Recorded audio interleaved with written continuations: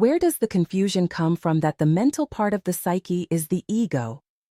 In modern psychology and popular spirituality, the term ego is often used as the main culprit behind many human problems, from suffering and conflict to inner dissatisfaction.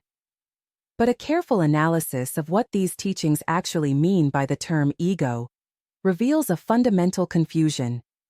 Some people refer to the mental part of the psyche as the ego, while others recognize that there is something else within us that observes this part and tries to control it. And that, in fact, this conscious background presence that tries to manage the emotional, sensory, and other parts, as defined in tech, is actually the ego. Why did this confusion arise? The mental part of the psyche is selfish by nature and generates ideas, concepts, and images about the self and the world. It is the part that says, I know best, I am right, I am special. Because the mental part speaks in the first person and easily identifies with the ideas it creates, people instinctively begin to believe that this I that thinks and speaks is actually the ego. But the true nature of the ego is different. The ego does not create thoughts to feel special. It is the coordinator and guardian of the entire psychological structure of the personality. The ego always considers the well-being and integrity of the whole. It cares about how the inner parts express themselves without disrupting the stability and functionality of the personality in the outer world. When the ego speaks, it does not say, I am the smartest, but rather, how do we survive, preserve ourselves, and function in the world? It never seeks absolute dominance, but rather balance and cooperation among all psychological parts. The problem arises when the mental part escapes the ego's control. In these moments, the thought of the self, I am the best, the smartest, the strongest, begins to act as the true bearer of the personality's identity. This creates internal arrogance, conflict, and a sense of separation from others, because instead of coordinating the whole, one fragment of the psyche, the mental part, takes center stage. We can best understand this through the following example. Imagine a situation where your partner pays too much attention to someone of the opposite sex. Suddenly, chaos erupts within your psyche. The emotional part says, he's going to leave me. The relational part feels insulted. He thinks that person is more valuable than me. The active part says, I'm going to slap him. The mental part says, he's humiliating me like this. I'm going to shame him in front of everyone and leave with someone else. The sensory part says, but I feel comfortable with him. What does the ego do in this chaos? It assesses the situation, weighs all the demands and desires, and makes a decision. I'll suggest we go home. The root of this confusion lies in the fact that both spiritual teachers and psychologists have generalized. Noticing that thoughts create an illusory image of the self, they called these thoughts ego, without making a clear distinction between the function of the ego as consciousness and integrator, and the mental part that creates images of self-importance. And thus, the confusion was born. Everything that creates a self-image was labeled as ego. But deep analysis reveals that the ego is something entirely different. It is the bearer of true integration and functionality of the personality. A similar confusion exists among psychologists who debate whether all people are a little narcissistic, whether there is a healthy ego, or whether the ego should be destroyed. Again, they are speaking of two different things using the same term. When one psychologist says, we're all a little narcissistic, they are actually referring to the mental part that craves recognition and attention and believes that this part should be dismantled or suppressed. But in reality, it simply needs to be brought under the control of the conscious part of the personality, which is the ego. When another psychologist says, we need to build a healthy ego, they mean a stable psychological structure governed by the conscious part of the personality, the ego. In fact, Narcissism arises when the ego identifies with the mental part of the psyche. When this happens, the person begins to perceive themselves solely through their own mental images and concepts, without a true connection to the whole. The ego, which is supposed to ensure functionality, becomes hostage to a single part, the mental one. This already falls under the category of stagnation in the development of consciousness, and the theory of the evolution of consciousness, TSE, treats it as a domain of mental disturbances. Here, we simply need to distinguish. Is it a case where the mental part occasionally takes the lead and acts a bit narcissistically, but the ego regains control, which is actually a normal stage of personality development? Or is it a case where the ego is governed by the mental part? And then we are talking about pathology. Therefore, the real solution is not to transcend or destroy the mental part of the psyche, which many mistakenly call the ego, but to bring it under the control of the conscious part of the psyche, the true self of the personality, that is, the ego. True development of consciousness means bringing all psychological parts under control and establishing a clear internal hierarchy in which the ego fulfills its role as coordinator and protector of the whole.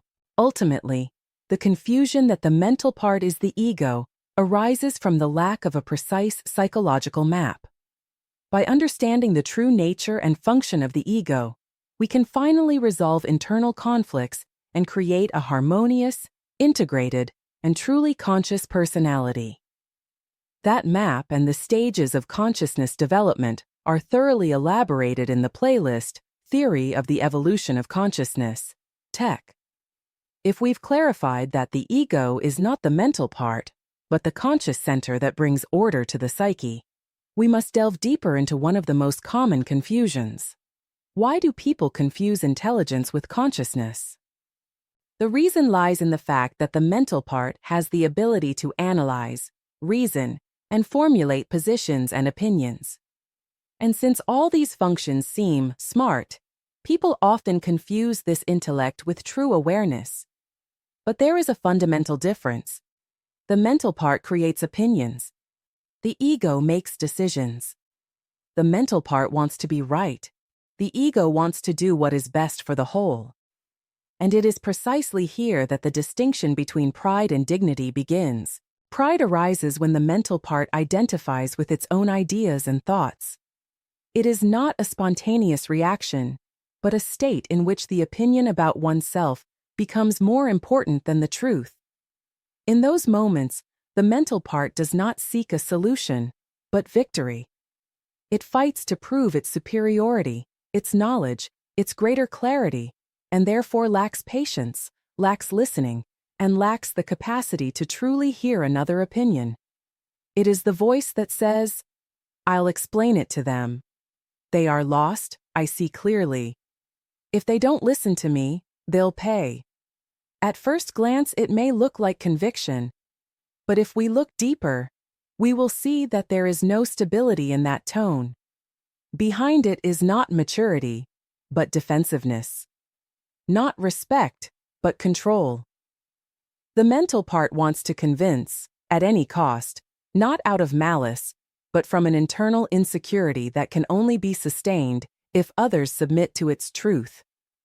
On the other hand, when the ego speaks, there is no effort, no fight, no need to prove. The ego does not need to impose itself, because its function is not to be right, but to be a stable center of the personality. It does not speak loudly, but clearly. It does not try to control, but to set a boundary. It does not erase the other, but recognizes them. And that is why, when the ego speaks, people listen. Not because they are persuaded, but because they feel they are not being attacked, not humiliated, not used. The mental part says, "I know what's best for everyone." The ego says, "I know what's best for me, and others have the right to their path." The mental part wants to be the center of truth. The ego is the center of responsibility. When the mental part leads, a person feels important only if they have others' attention. When the ego leads, the person is at peace even in silence, because their value does not come from others' reactions, but from inner alignment with themselves. This difference is not only visible in words, but also in the energy a person carries. A person led by the mental part often appears sharp, tense, reactive, even when talking about love or spirituality. They don't listen to understand, but to reply. They don't speak to open up, but to prove themselves. And often, they don't even realize they're doing it, because they believe they are speaking the truth. But in fact, they are just maintaining the illusion of their own importance. When the ego leads, the presence of the person is different, quiet, calm, structured. They may speak or remain silent, agree or disagree, but always from a position of dignity. Dignity is not silent pride, it is peace with oneself. It does not demand recognition, it simply exists. And in its presence, others begin to realize, this person is not fighting for power, but for truth. That is why, in tech, we make a crucial distinction. If someone sounds logical, speaks rationally, even appears spiritual, that does not mean it is consciousness speaking. Sometimes, the most sophisticated arrogance is the one masked as wisdom. This is why the process of developing consciousness requires that we learn to distinguish between two inner voices, the voice that knows and the voice that simultaneously understands the outer world and one's own inner state. The first is the mental part. The second is the ego. When we learn to distinguish between them, the true evolution of consciousness begins. Not because we become enlightened, but because we finally have a clear map of who is speaking and why. And only when we know who is speaking within us can we choose whom to listen to. If this distinction became clear to you, if you felt that a voice inside you has long been waiting to speak this truth, share this video. Someone else might be at a moment when they don't need a voice that knows, but silence that is in harmony with the self and the world.